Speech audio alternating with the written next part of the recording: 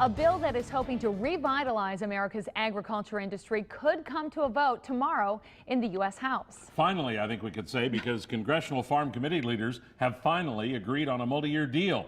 Actually, Congress let the current farm bill expire more than a year ago, and Fox 11's Andrew LaComb is here with more. And not only the delay, but also, Andrew, what's in the bill? Yeah, Tom, lawmakers have been working on it for more than 2 years. The bill sets policy for farm programs and food stamps for the next 5 years. How much to cut food stamps has been a big part of the bill's holdup. Tonight, we have balanced coverage.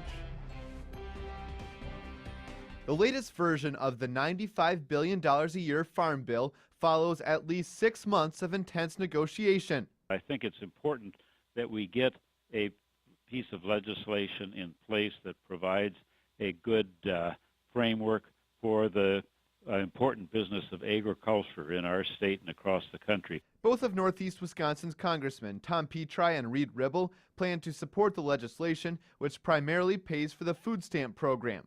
It would cut food stamps by $800 million a year, about 1% of the program. That money would come by stopping states from giving recipients a minimal amount of heating assistance to trigger higher food stamp benefits. This bill will not take 1 calorie off the plate of any hungry child in America that is eligible for food stamps. The Democratic-controlled Senate approved a version of the bill in June, but it didn't pass the Republican-controlled House.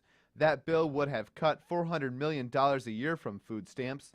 Even though that amount is now doubled, some Republicans still may not support the bill. They wanted $4 billion eliminated.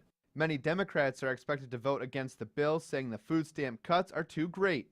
Massachusetts Democratic Congressman Jim McGovern says the leaders of Congress are making the vote happen too fast before anyone has a chance to read the nearly 1,000-page bill. Ribble says he knows what is in the bill because he was on the committee that put it together, and Petri says he continues to review the changes in this version.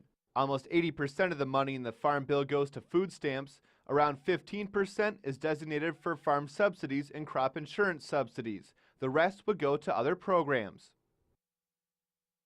Now, if the bill passes the House tomorrow, it would then go to the Senate. Senator Tammy Baldwin says she is still reviewing the changes, and Senator Ron Johnson didn't return our request for comment on the farm bill.